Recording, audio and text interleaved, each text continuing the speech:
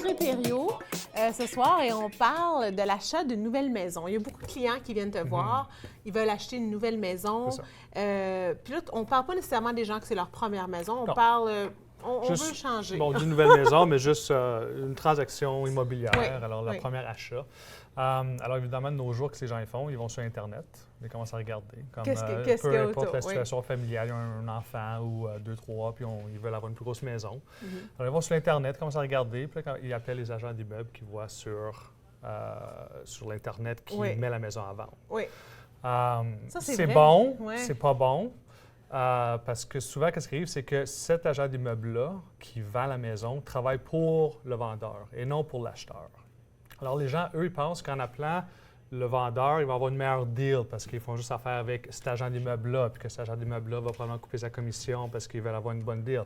Mais c'est peut-être pas la meilleure chose à faire. Une bonne chose à faire, c'est peut-être même la première étape, parce que souvent, les gens, quand ils vont acheter une maison, ils ne savent pas si... Bien, peut-être qu'ils le savent, mais ils ne savent pas jusqu'à quel montant ils sont approuvés. Alors, eux, ils pensent, j'ai un bon emploi, j'ai une maison, j'ai un peu d'argent en banque, je peux me permettre une maison de 100 000. Alors, ils commencent à regarder une maison de 100 000. Là, ils commencent à appeler les agents d'immeubles, un peu des maisons de 100 000. Mais là, quand ils viennent pour mettre un offre d'achat, là, ça, peut-être qu'ils réalisent, je ne suis pas approuvé pour 100 000, je suis approuvé pour 500 000. Là, tu viens de gaspiller le temps de plein de personnes. Ton temps, l'agent d'immeuble, les vendeurs, tu vas dire.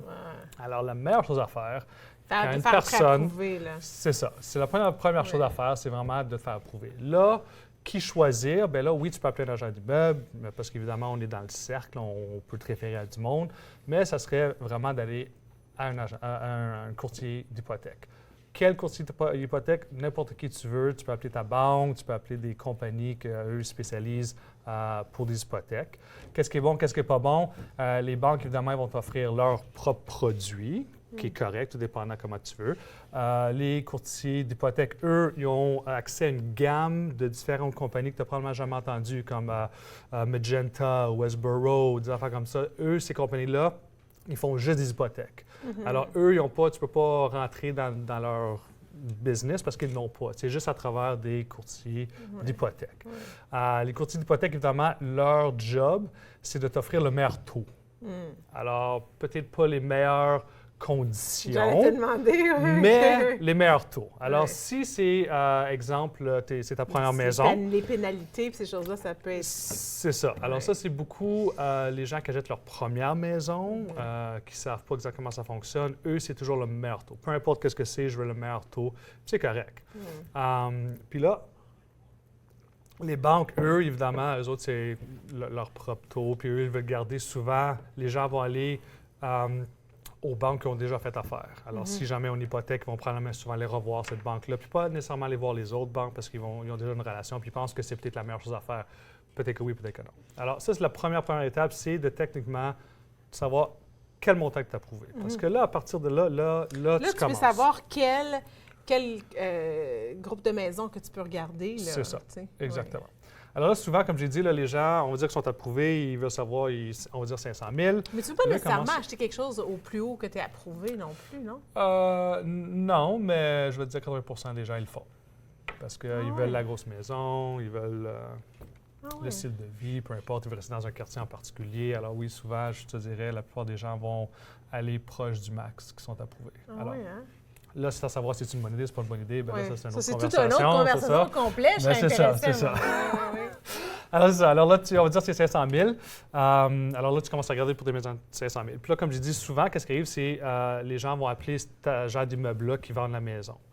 Je te dirais qu'encore une fois, 80 du temps, les gens ne vont pas nécessairement acheter la maison sur laquelle ils ont appelé.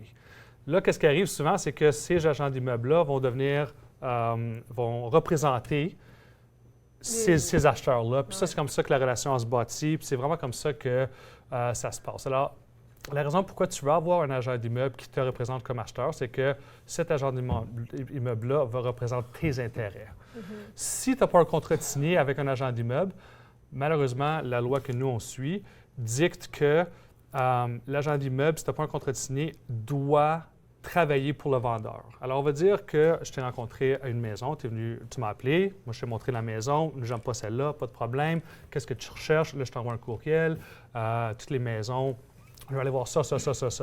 Si je n'ai pas un sous-contrat signé avec toi, puis on va voir des maisons, tout ce que tu me dis, techniquement, je dois le dévoiler au vendeur parce qu'on n'a pas de contrat signé. Puis ça, beaucoup de personnes ne le savent pas, ça. C'est important de. Très important. C'est ça. Alors, c'est super important pour les gens, ils savent que. Parce que souvent, les gens ne veulent pas signer le contrat. Puis je comprends la mentalité, signer un contrat, je veux pas, je me mets dans. Je suis engagé envers toi, qu'est-ce que tu fais pas un job? Si l'agent d'immeuble ne fait pas une bonne job, il y a des façons de t'en défaire. Ça, c'est clair et certain. Mais si tu n'as pas un contrat avec cet agent d'immeuble-là, quand je vais l'expliquer, la loi dit qu'il travaille pour n'importe. On va dire que tu vas avoir 5 maisons, 10 maisons, 20 maisons. Tout ce que tu dis à l'agent d'immeuble a travaillé pour 20 différents clients qui sont les vendeurs. Tu comprends ce que je veux dire? Alors, c'est très important d'avoir ce contrat-là pour que l'agent d'immeuble te représente. Ça se passe comment différemment? Disons qu'on signe un contrat.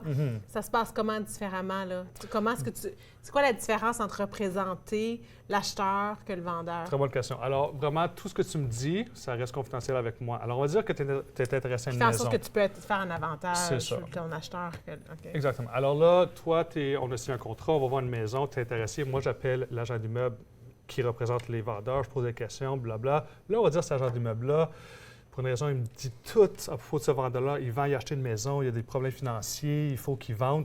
Là, puisque moi, je te représente tes intérêts, moi, j'ai le droit de te dire cette information-là, qui est avantageux pour toi en tant qu'acheteur et le contrat qu'on a ensemble. Tu comprends ce que je veux dire? Alors, c'est super important d'avoir un contrat avec un agent d'immeuble. Alors, évidemment, tu peux interviewer beaucoup d'agents d'immeuble. Puis choisir. Puis les gens, ils ne font pas ça quand ils vont acheter. Quand ils vendent, les gens, ils vont interviewer comme 5, 6, 7, peu importe le nombre d'agents d'immeuble pour savoir quel genre de commission qu'ils offrent, quel genre de marketing qu'ils font, y a-t-il une bonne relation. Là, les gens, ils choisissent quel agent d'immeuble pour vendre. Mais quand ils achètent, c'est pas... Ils font pas la même chose. Les gens, ils n'ont pas ce concept-là de « Ah oui, on va faire ça ». Je me demande pourquoi.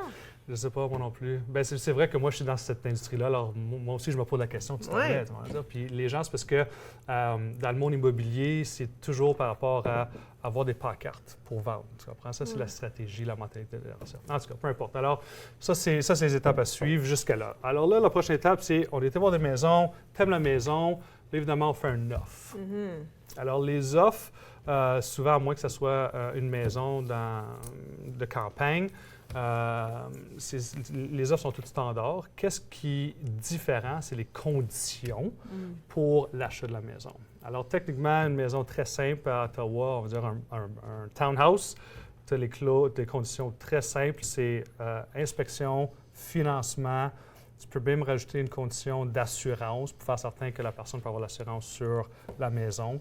Si tu achètes un townhouse, il devrait avoir zéro problème. Puis là, une fois que c'est accepté, là, tu passes à travers le temps de condition, qui est souvent 5 jours ouvrables. La raison pourquoi c'est 5 jours ouvrables, c'est premièrement, si tu as une condition de financement, le client, qui est l'acheteur, est déjà supposément préapprouvé, ce qui veut dire qu'à cette étape-là, tout ce que tu as besoin de faire, c'est tu donnes l'offre d'achat à la personne, le courtier d'hypothèque, puis l'information que lui, cette personne-là, devra prendre techniquement 24 à 48 heures pour faire certain que tout est correct pour le financement. Décider, Ensuite, c'est l'inspection. Puis l'inspection, écoute, si tu n'es pas capable de trouver un inspecteur qui peut faire une inspection dans 5 jours, bien, il y a un problème. Il y a toujours un inspecteur qualifié qui peut faire l'inspection pour toi. C'est très important de le faire. C'est ça. Oui. Puis là, encore une fois, je parle de maisons très standard, townhouse à Ottawa. Si tu mets des conditions plus longues, les acheteurs et surtout l'agent d'immeuble qui représente les vendeurs va poser des questions. Pourquoi tu demandes plus que 5 jours ouvrables? Parce que techniquement, ça ne devrait pas prendre 5 jours ouvrables. Alors, on va dire que ça prend plus que 5 jours ouvrables. Ça peut causer des problèmes dans la négociation. Okay? Quand on négocie vraiment, les deux seules choses qui sont les plus négociées, puis ça, c'est 95, même 99% du temps, c'est le prix d'achat puis ta date de fermeture. Ça, c'est les deux seules choses que tu vas négocier jusqu'à la fin. Là. Tu comprends dire? Même si la personne dit c'est tout, je ne négocie plus, c'est ma dernière offre, il y a toujours encore une petite affaire de négociation qui se passe. Mais comme je te dis, les deux seules choses, c'est vraiment le prix d'achat puis la date de fermeture. Là, les autres petites choses, c'est exemple, pourquoi tu as besoin de 10 jours ouvrables à la place de 5 jours Ou ouvrables. rajoute Là, le ça, sofa, ou je sais pas trop. c'est ça. Ouais. Souvent, les institutions financières, ils n'aiment pas ça, financer des sofas. Là, Non, mais, non, mais tu sais, je veux dire, non, mais des fois, il y a des choses comme ça. Hein, où est-ce que tu ajoutes, c'est ça. je sais pas Souvent, moi, le kit de prendre soin pour la piscine. Non, mais on oui, toutes c'est sortes ça. d'affaires. Non, c'est ça, exactement. Ouais. C'est ça. C'est dans les choses qui sont incluses, c'est ça. Ouais. Souvent, ça, c'est pas mal négocié parce que c'est juste comme, oui, je veux me débarrasser de ça M'en parce que moi, je veux débarrasser. acheter mon autre maison. Alors, souvent, les vendeurs, c'est oui, pas de problème. En tout cas. Alors, c'est ça. Alors là, je suis rendu à, OK, là, ton offre est acceptée. Là, tu vas passer à travers les conditions. Puis là, une fois que les conditions sont enlevées, là, tu as officiellement, là, c'est comme j'ai acheté ma maison. C'est fait. Tu comprends ce que je veux dire? Oui, Alors, ça, c'est les grandes étapes. Merci pour beaucoup. acheter. Tu nous aides à good. passer par ce Excellent. cheminement-là. On s'est rendu. Merci d'avoir été là. Écoutez, après la pause avec Hugues Boisvert, on parle de l'importance du networking. Soyez là.